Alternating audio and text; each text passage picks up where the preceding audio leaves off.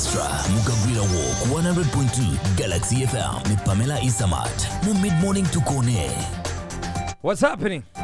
Yeah, so there is chaos upon chaos, burning tires in downtown Kampala, and then knocking down a boda man at Arua Park. Can you imagine? And then, of course, there's heavy police deployment. So those are some of the scenes that are playing out in downtown Kampala as the traders have officially kicked off a 5-day strike.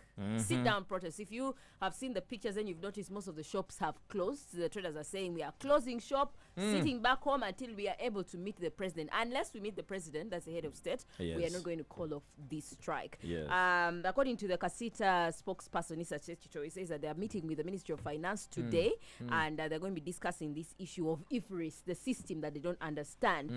We have also seen the Kampala Central Mayor, Uhuru Salim, also coming to support the traders. There has been incidents of people burning tires. Actually, one of the traders burned tires, and police has arrested him. He burned tires on one of the channel roads there. And then there is also an incident where a border rider was knocked down at Arua Park. This guy was just sitting on his border, and just a police patrol car came and knocked him, and then traders got even more rowdy and threatened to lynch the police officer, and he had to drive to the Arua police park. The business community, the casitas, the footers, all those groups, I have first let them one solid vote, whereby the moment they put their differences of leadership aside, shall gain what we want. Number two, the meeting of the president must be there as soon as yesterday. As soon as yesterday, they must be heard.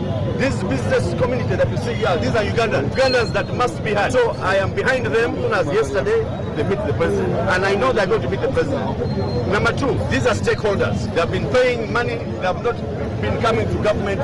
They have been doing that money. They have their liquid cash. So I call upon government to, and URA especially, because most of these people have been given fines, 666 million because of IFRIS. Nobody has refused to pay taxes. The issue is the method that is being used. See, the problem is they are dealing with people who don't understand how technology works. Exactly. And if you go to platforms for probably elites and you're advertising IFRIS, so trying to explain it in the language of elites, then the local man will not understand what IFRIS is all about. Definitely. And then if they feel they have concerns that they are being double taxed, then it's best that URA comes down and first halts the process, explains to the people, and if the traders still don't understand, because imagine these 5 days the costs of the economy, because we're collecting taxes from these traders. 5 days on a sit down is also costing the government that collects taxes from these guys. So if they know that these people are not understanding, then why don't they just halt the process? So we are halting it, giving it 3 months. If we explain they don't understand, we find another way of getting taxes from these guys. It is very sad. Yeah. I've been seeing pictures. When that place is busy, you don't know how ugly it looks. When there are cars, when there's movement. But when it is empty, Yeah. And that those buildings are old. Yeah. Have you seen the pictures? It's scanty, and you can really see now clearly. Maybe they should use this time over to repaint or something. But No, that's the one. Let me show you a landlord. picture here. Where a landlord will paint his building, you tell him to renovate, and he'll increase the rent It by doesn't 50%. matter. It really looks bad. By 50%. You're already a trader. Some of who is, those buildings hustling. shouldn't even be in the city. The good thing in the word is they're downtown. They're not. They're not the actual face of the city. Though Wait, they are about within the city. Yeah, I've seen. this one on the left, the green one. And then the trenches. Yes. Have you seen how dirty these trenches are? How do people survive here? They work. Got to put the year. What else? We will keep you posted. Keep your eyes on our social media platforms. Galaxy FM UG. That is on Instagram and Twitter. And 100.2 Galaxy FM, that's on Facebook. What else do we have happening? Around mid last month, teachers, about 40 teachers in Nakaseke district from the schools that performed poorly were told to sit the PLE exams. I think you heard that story rotating. The teachers went and he did start the exams. The exams came out yesterday. And according to the results, most of the teachers, the lowest performing teacher got 27 marks. The highest, these were 40 teachers, remember. 7 out of 9 teachers who sat for the mathematics paper, that was the most poorly performed, failed to hit 50%. They failed to hit 50 marks. 1, 2, 3, 4, 5. 50. Can you be serious right now? You're not kidding. 50 points in the examination.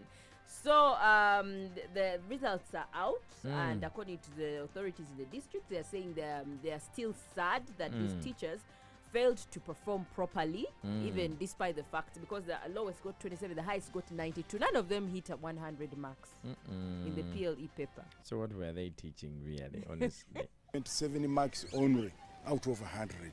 We had 28, we had 30, we had 35, we had 40, 50 something, 60 something, 70s, and the best one was able to score as much as 92. Does it mean that this man who scored 92% performing so well? Not so, because these teachers who were examined were got from those schools which performed worse, which means although much as this teacher can score 92, but he cannot pass on the necessary information, the kids failed. Maybe our teachers are not paying due diligence to them.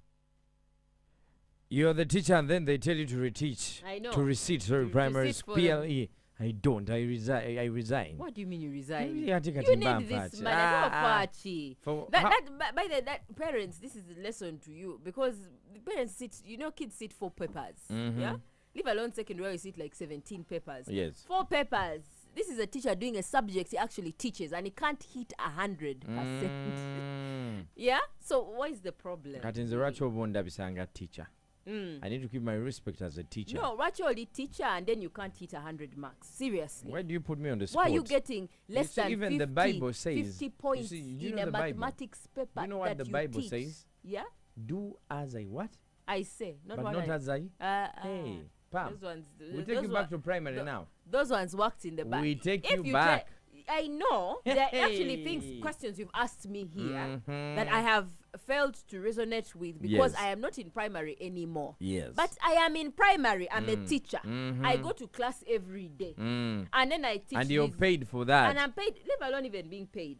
But every day, year in, year out, I am teaching the same things. The next lot of kids comes, I teach. How do I really forget? I should know There's these a things like at Luganda the back saying. of my There's a hands. Luganda saying that goes, "Buno bucha buziba."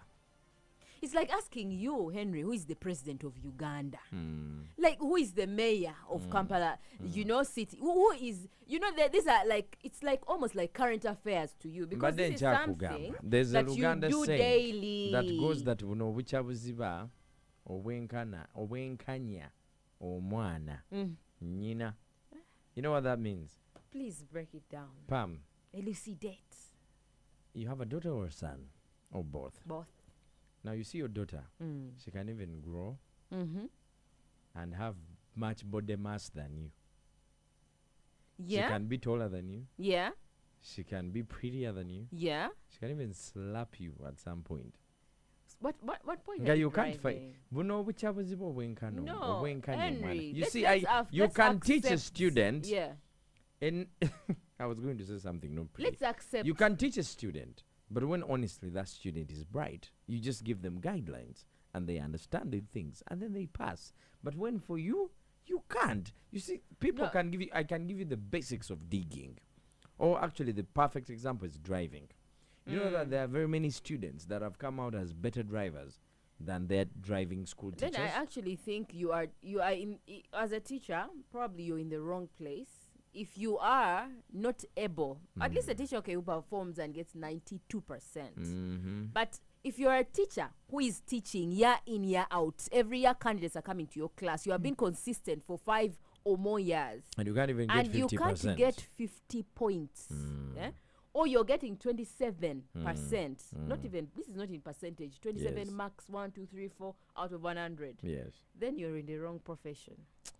Behavior, no. 18 after 11 in the morning. More stories on our website, www.galaxyfm.co.ug. This is the Mid Morning to Connect.